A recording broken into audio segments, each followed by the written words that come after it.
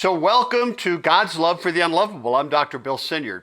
And what do I mean? It's for those who are in the arms of God right now, but are feeling hesitant, unlovely, unloved, kind of the odd duck out, someone who's just waiting for the next shoe to drop, waiting for him to bring up that dark, nasty secret, that old ugly that you just can't seem to clean away. So welcome. Such good news today. And hopefully you've been following the last 5 shows on this very important movement 4 of the Song of Songs.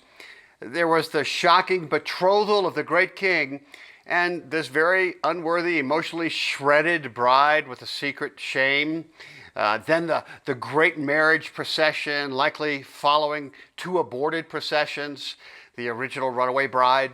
Then the public proclamation of the king's love for her in front of her friends and family and dignitaries. And of course, the consummation, the yichud, the event that she had been terrified of from the very beginning. And why?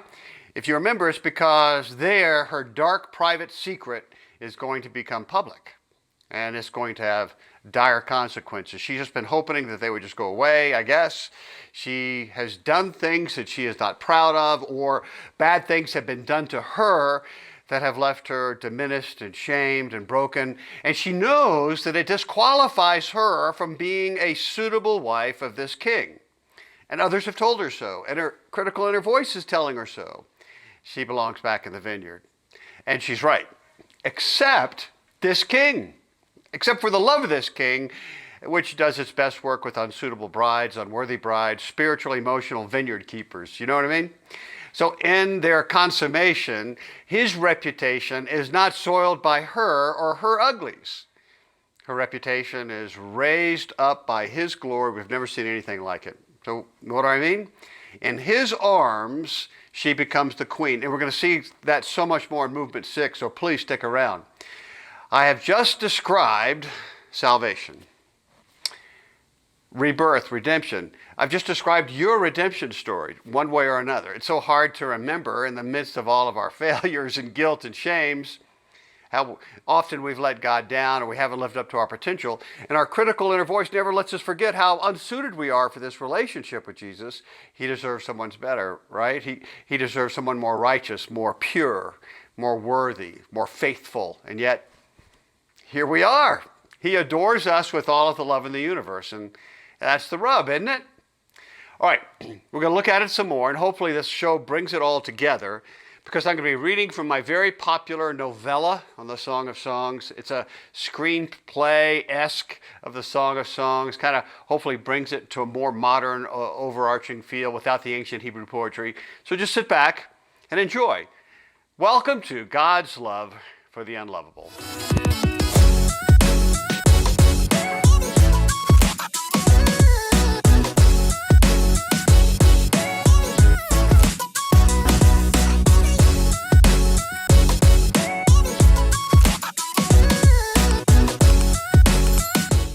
Movement 4 from my novella. That's chapter 5, verse 2 to chapter 6, verse 10, Wedding Pictures. As she lies there, surrounded by the pomp and splendor of the king's garden, entwined with both the fragrant aromas as well as the king's strong arms, she remembers. And as she remembers, the past comes to her in vignettes, postcards, bits and pieces of that spectacular day. She muses, was it yesterday or years ago? It is still very dreamlike. Her mind transports her back. The winter rains were over. Spring had finally erupted in the land in so many ways. The almond trees were blossoming across the Mount of Olives ridge. New life had burst out like green carpets on the desert floor. She remembered the sight. As they crested the eastern slope of the mount, they could see Jerusalem, the great walled city, just across the Kidron Valley. She could still hear the trumpets blaring, preparing the way of the great king and his wedding entourage. This was a public day of great celebration. No one worked, not on this day. The whole land rejoiced. She could still hear the cries from the masses of people who lined the road that led to the Golden Gate. There it is! The wedding procession's finally here. We have been waiting for this hour for so long. Unbelievable. Look, in all our days we've seen nothing like this. See it? Coming up over the Mount of Olives from the wilderness road, it seems to me to be more godlike than human. Surely this is what the day of the Lord will look like. The entourage is so huge that you could see the dust clouds for miles. It reminds me of Yahweh himself leading the Exodus with columns of smoke. This is so glorious. And even from here, I can smell the kingly array of the very best of fine imported incenses and spices. No doubt there is not a single fine spice missing. No expense has been spared for this amazing day. Others cried out, "Look, can't you see? It's not Yahweh, but the marriage entourage of the great lover king. What a procession! It's led by 60 of the finest warriors who are prepared for any enemy. Nobody will mess with this great king on this glorious day." But as glorious as everything else was, it was the royal wedding carriage that got the most praise. Look, there's the wedding carriage. Fantastic. No question that it is the finest workmanship we've ever seen. The king's carpenter must have picked the finest of wood from Lebanon. Nothing was too good for his wedding. It hurts our eyes to even look at. It's alive with the sun reflecting off the many jewels and precious metals that adorn its exterior. I hear that inside is even more spectacular. The king hired the finest craftsmen in the land to design the upholstery.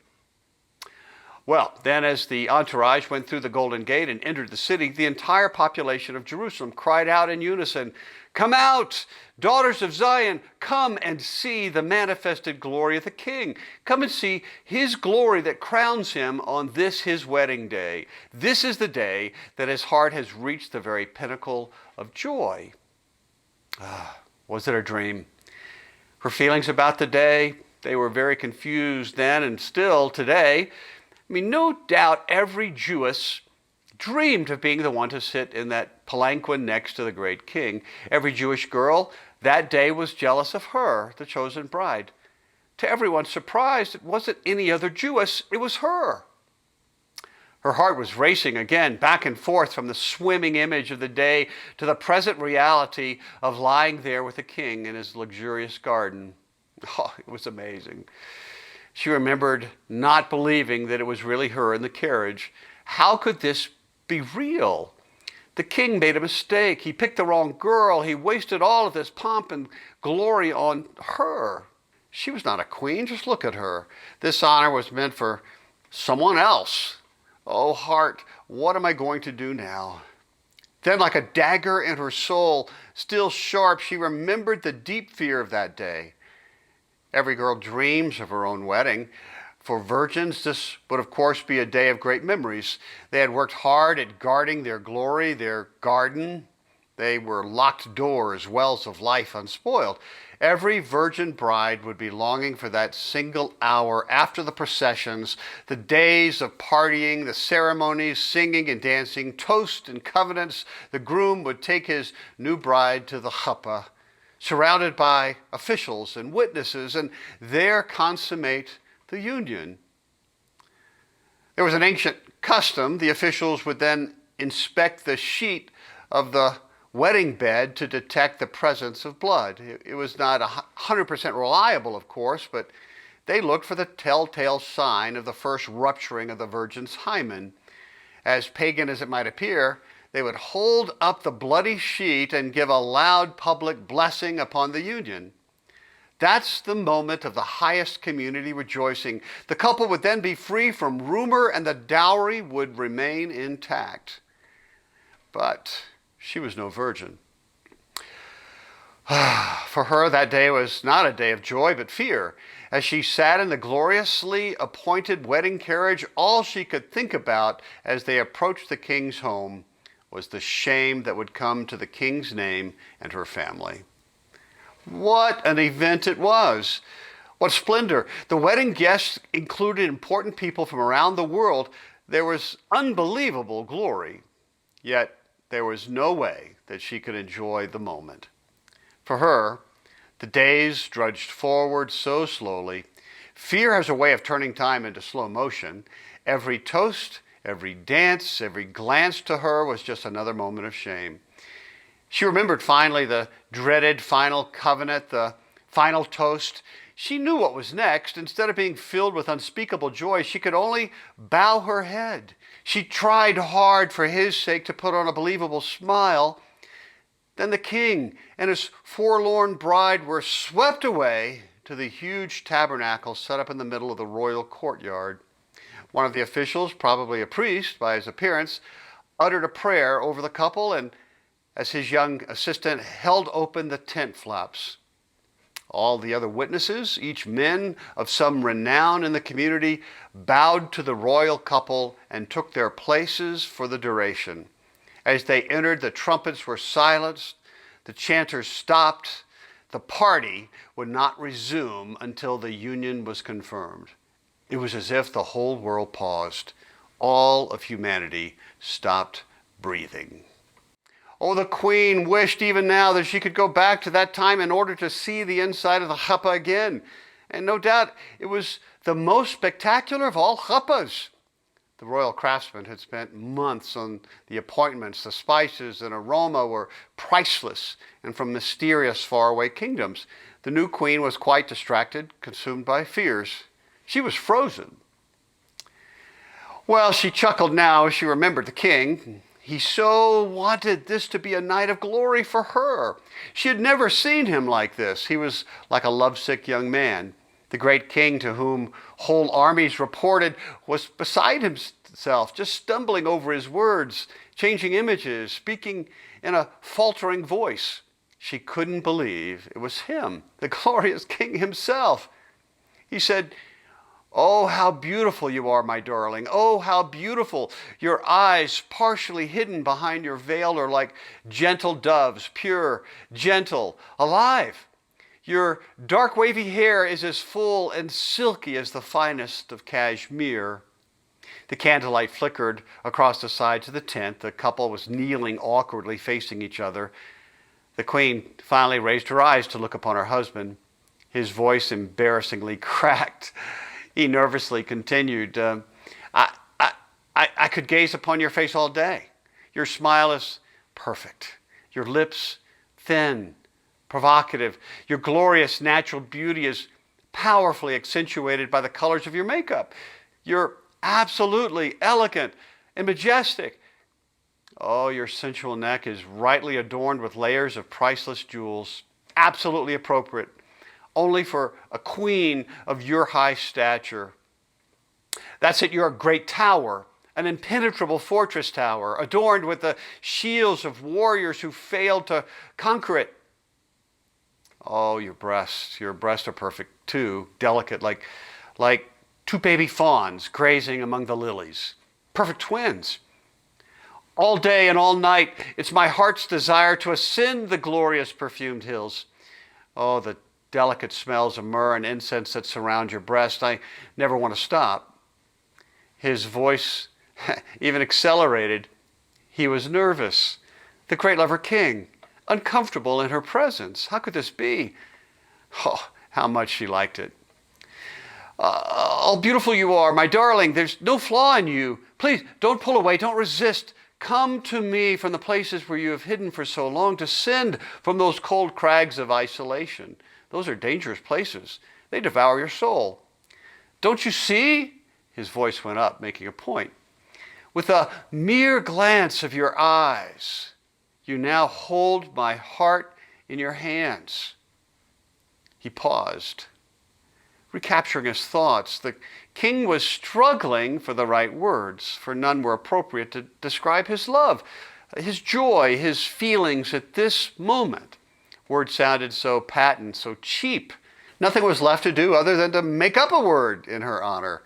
You have heart-hearted me, my closest of friends, my queen bride. I can't find the right words to describe your love. It's beyond description. It's better than the best of wines. Your perfume is more wonderful than the most expensive imported spice. Your kisses are sweet as honey, my beloved, like milk and honey. The perfume that adorns your clothes reminds me of a spring in Lebanon. That's it. His face lit up. This was what he wanted to say. You are a fantastic garden, wild, wonderful, untouched, unspoiled. My best friend, my beloved queen. You are an untapped spring of life-giving water, a sealed, unspoiled fountain, ready to be drunk. Well, at those last words, the queen's heart sank. For a moment, she had truly become caught up in the rapture of the event of the day. She was beginning to enjoy his nervous foreplay. She was about to let the walls down. However, these words, unbeknownst to the king, were daggers. He had exposed her shame again. Doesn't he get it? She thought. Doesn't he know? I am no unspoiled fountain. What will become of me, my family, the king? Oh, Yahweh, how has it come to this? I've messed it up again. But this time it's going to be costly. She could hear one of the officials clear his throat outside the chuppah. Yahweh, can't you hear? The king had not stopped. Unaware of the battle over her heart, he continued, And what a magnificent garden you are, not lacking any choice fruit, an abundant orchard of the best pomegranates. Oh, yes, and henna and nard, nard and saffron. Well, as distraught as she was, she still couldn't help but smile at the king's boy-like stutter. How adorable, how cute.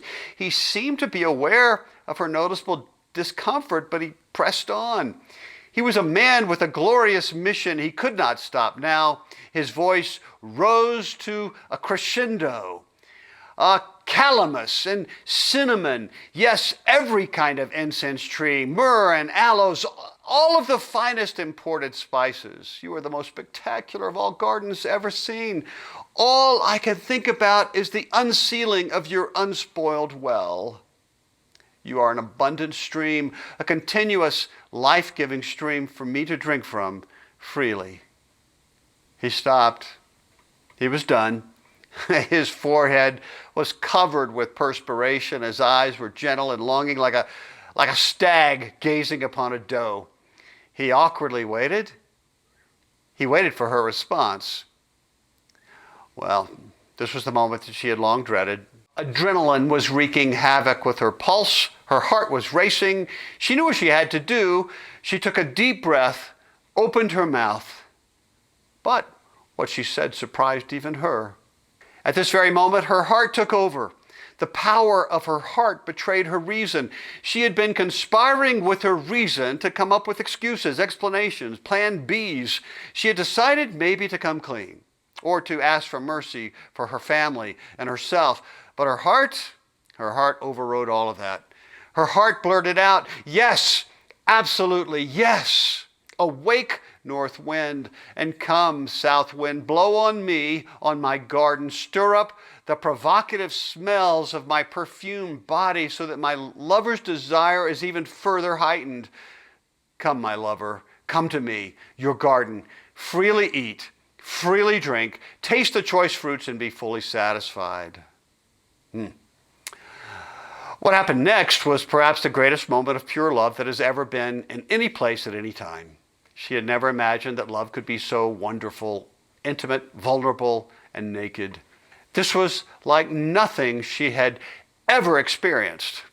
They were not words. All she could say in the powerful wake of the torrent of this love was that her fears were whisked away. For a moment, she was free, whole, enraptured. Is this what the afterlife will feel like, she thought? Is this paradise? Is this shalom? Her fears didn't erupt again until some time later. The king rose from the bed, stood tall over her, wrapped himself in a robe emblazoned with the heavenlies, and spoke in a voice that was confident and bold, so different than the voice she had heard earlier. Her heart stopped. Had he seen her shame? Had he seen her unrighteousness? Had he noticed the obvious absence of blood on the marriage sheet? All that remained was her, a used woman of shame. She had never come clean. She was going to tell him the whole thing, to spill her guts and ask for mercy for her and her family. But in the rapture of the event, she had missed the opportunity. She had messed up again. She knew exactly what to expect. You'd better believe that she had researched this. According to the law, the correct thing for him to do would be to publicly charge her with unrighteousness. She had committed a fraud, an act of shame against a righteous man, the righteous king. He would publicly wash his hand of all her uncleanness and cast her out of the chuppah. The witnesses would take bright lamps, fully inspect the sheet. They too would quickly pass judgment, of course. She would then be publicly marked, maybe even stoned along with her family. At best, she would be sent home naked and disgraced, the dowry disallowed, her family shamed forever. At least that was what she thought would happen. But to her stunned, breathless amazement, the king looked at her and proclaimed with a loud voice for all to unmistakably hear, "I have come to you, my most spectacular garden, my best of friend, my beloved queen. I am fully and completely satisfied by you, my garden, my beloved. I have abundantly gathered my myrrh and incense to my heart's content. I am not at all disappointed. I have freely dined at the most amazing banquet. I have devoured my honeycomb, my honey. I have freely drunk my wine and have been fully satiated with my milk. I am not at all disappointed. You fully satisfy all of my greatest desires." Laughter and rejoicing broke out all around the tent. Almost in unison, the witnesses cried out for all in the land to hear, "We have witnessed and totally approve of this union. It's good. Eat freely, lovers, be filled." Trumpets, shofars, and wonderful music quickly filled the spring night air. The party began in earnest now. The land and its people rejoiced along with their king and their new, very surprised queen. She wondered even now why she never looked down at the sheet. Maybe there was blood there. I mean, how can you explain the king's response? She was too stunned to ever look. And by the time she breathed again, she had been wrapped in a queen's robe, a crown of glory placed on her head, and they were lifted high above the crowd to the cheers of all the participants. Her thoughts returned to the present. She was the queen, the great lover king's beloved. She rested in his embrace again. She felt his soft lips upon hers. His arms caressed hers ever so softly. "Oh, let him kiss me again with the kisses of his lips." So there it is. I hope that brings it all together. And you know what I'm going to say next, right? I can't emphasize enough the effectiveness of saying the simple, uncluttered gospel to your midbrain. Drip, drip, drip. It reflects the gospel. And when you say it aloud, you're proclaiming the gospel to that dark, murky, shadowy, largely unreached people group, your midbrain, that's scared to death of the groom coming for you experientially, right? And if you're a Christian, you're already in his arms, but you just emotionally and relationally check out. It's what your brain does to protect you from getting hurt. So just listen to the simple, uncluttered gospel. Let it wash over you. Let it seep in. Here it is. Jesus follower, daughter of the Most High, strictly because of what Jesus did for you 2,000 years ago, God actually loves you. He loves you with all of his heart, as much as the Father loves the Son and the Spirit, and the Son and the Spirit loves the Father. He can't love you any more or any less than he does right now. He can't love you more if you were smarter, funnier, had a better career, were more educated, had more authority, were a better boss, employee, friend, lover, mother or daughter, married, divorced, widowed, single, more attractive, weighed more or less, had better hair. He loves you the same, no matter what you've done or what's been done to you. You can't add to this love or take away from it, so just stop trying. This is the love that your brain has subconsciously been jonesing for so long. Now, I get it. It often feels like you've messed it up or need to do something more so that God would like you better. Not so. It's brain science. Nothing has hurt you more than relationships that have gone badly. God designed your brain to protect you from getting hurt again, but that is also causing you to subconsciously resist loving and being loved.